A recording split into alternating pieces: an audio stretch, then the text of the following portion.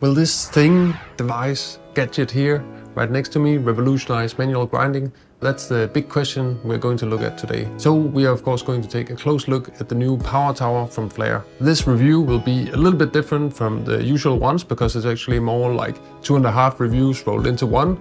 So obviously we're going to review the stock Tower Power as it comes right out of the box and how it works with the Flair Royal hand grinder. These two are kind of envisioned to go together.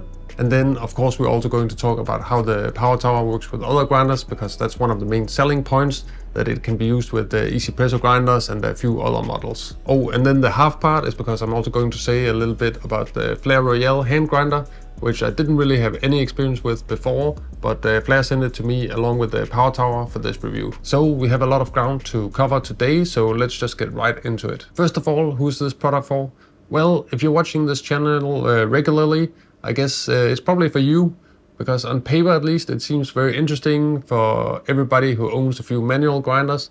And I do get the feeling from interacting with you guys that it's pretty common that many of you have a little bit of a collection of manual grinders. So if this can kind of merge the benefits of a hand grinder with the ease of use of an electric grinder, then it should be a slam dunk success.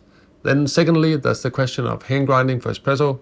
Most of us probably find it quite easy to grind for filter coffee, but espresso can be a bit of a struggle because it's just so much finer, so it requires a bit of a bicep workout. While I can do it, I prefer not to. So if you're also like that, then the Power Tower might be for you. Let's talk a bit about first impressions.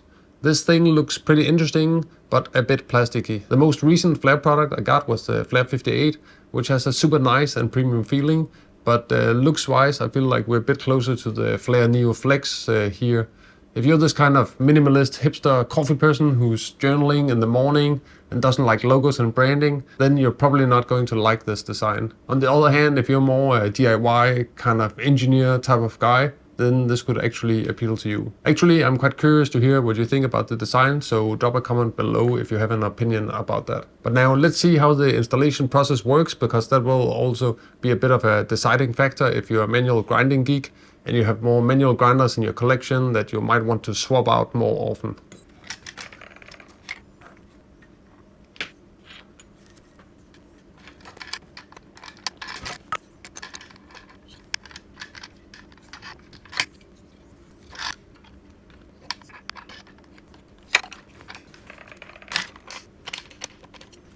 As you can see, it's a little bit fiddly. Sometimes it just fits in better than other times. You have to kind of position this axle correctly, but it took just under 2 minutes to assemble it this time. Oh, and now I'm forgetting to put on this cap here, but this is pretty easy. Just slides in like so. Okay, and now I measured out 16 grams of coffee. And I should say that the Power Tower actually also comes with this little RDT bottle. And it's a really good idea to actually use it, because otherwise you're going to have a little bit of a static nightmare. So definitely give the beans a good spray.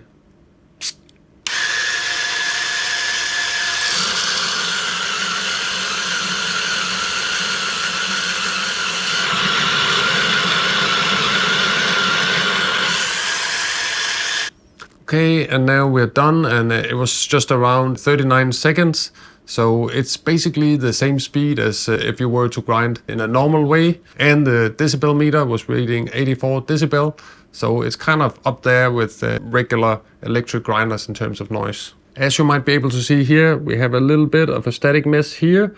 But the design of the cup is pretty good, so it's pretty easy to kind of like keep it contained.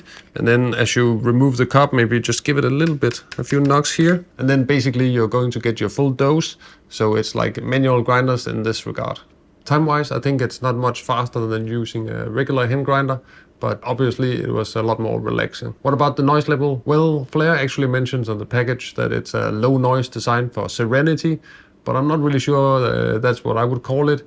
It's quite a bit more noisy than a regular hand grinder, and I actually think it's not really different from most regular electric grinders in terms of noise. Retention is pretty much minimal. One of the good things about hand grinders is that retention is almost as minimal as it can get, and that's also the case when you use the Power Tower and the Royal together.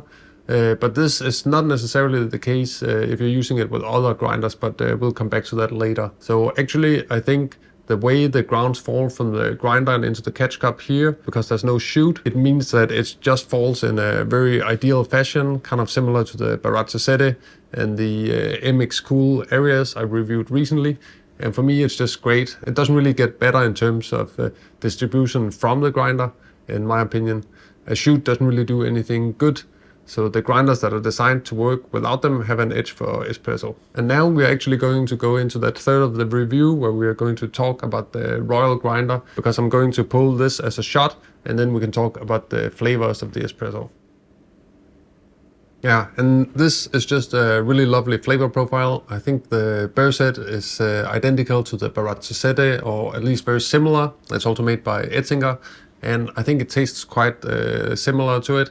So a nice body, nice texture. There's a little bit of a lift in the mid-note region, but it's not acidic, so it's kind of an interesting, easy to drink shot. Not quite the elite level for me, but like the Sette, it's sitting at that type of espresso I could easily drink every day and not have any complaints. I also have to talk a little bit more about the grinder and the UX itself, so let me just unscrew it and try to grind a shot with it. Okay, once again, 16 grams of beans. Just gonna load it in.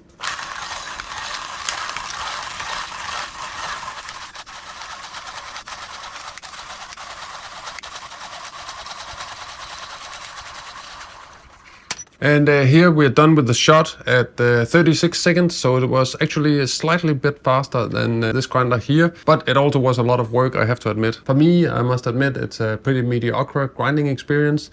The handle has this big, kind of cheap feeling plastic knob. I don't know if you could hear it while I was grinding. It was actually making some creaking sounds. So I don't have that much confidence in it in the long run. Also, the catch cup, I don't really like it that much. It has this press in, pull off kind of design. And I would feel a lot more comfortable with a magnetic or screw-in system. Also, the adjustment mechanism, it feels a little bit old school if you compare it to modern ESPRESSOs, and even the new Timor is free. So my verdict is, I like the flavors and I like how it operates together with the Power Tower. On its own, I'm a little bit lukewarm about it. You will get good tasting coffee, but the whole UX and build quality is just not fantastic. Now, let's say goodbye to this one, and then we're going to install the ESPRESSO J Ultra instead. And here we have to use the upgrade package. I think it's called the Friendship Kit or something like that, that Flair also sells for $20 US. Flair has a list of which grinders are supported. I did double check many of them, and it's worth saying that some old versions of the ESPRESSOs, the J-Max and the very old JX, they have a slightly smaller diameter up here at the top, so they don't quite fit with the upgrade kit. Also, a lot of other ESPRESSO grinders are too slim or short to really fit. So that's grinders like the Q2 and X Ultra. So I would mainly say the K series and the newer J series, go for those if you want to be sure. But if you have other grinders, then I wouldn't count on it. Now let's once again take a look at the installation process. So I'm going to take this thick rubber ring here and slide it on top of the grinder. And this is necessary, otherwise you can't get any grip here with these two things. Then I'm going to take out the small axle, put in the longer one. Then we have to align these two. Oh wait, maybe it's a good idea to take out the catch cup first. And then, okay.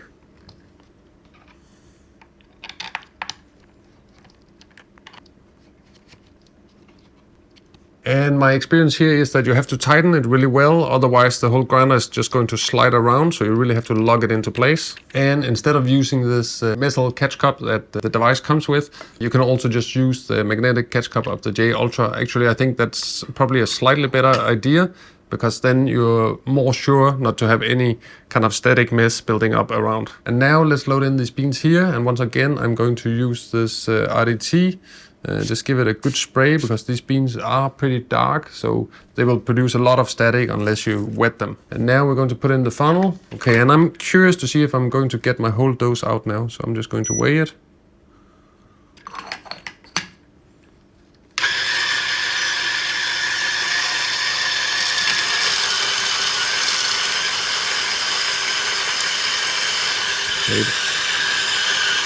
Oh. And as you can already see, I have a little bit of a mess here. A lot of the beans, they fell out of the funnel.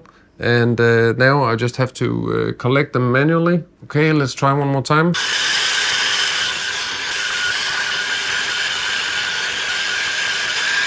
Okay, and it sounds like we're done. And it's a good idea to just give the grinder a little bit of a knock to get rid of any static inside.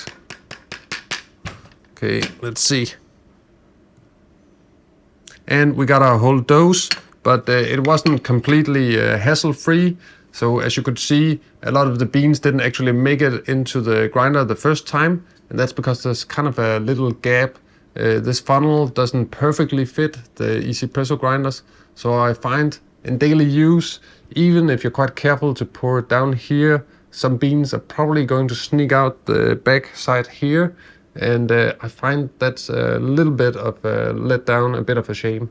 I think overall Flair is onto something pretty cool with the Power Tower. It does work very well in conjunction with the Royal, but with the Friendship Kit, I think they should at least include a funnel that was specifically made to fit the ESPRESSO K and the J series. Because if we're real, not that many people have the Flair Royal grinders out there. So many people are probably going to buy it specifically to use with the ESPRESSO grinders. So it's a little bit of a shame that this funnel doesn't fit better. And once they're added, I think they could also throw in a few extra hex key sizes, a few extra axles. So it could fit all the different models that you might have there, such as the old J-Max model. Maybe they could even include a bigger rubber insert, so some of the smaller grinders could fit maybe a Time More C3. In that scenario, it would be quite attractive. Let's also talk about the battery life. During my testing period, it has actually been quite impressive. Flair says it's about an hour of grinding on a full charge, and it takes about 45 to 60 seconds to grind a dose of espresso. Well, then that's around 60 to 80 shots. I only had to charge it one time during my whole testing period, and I went through 3 bags of espresso coffee.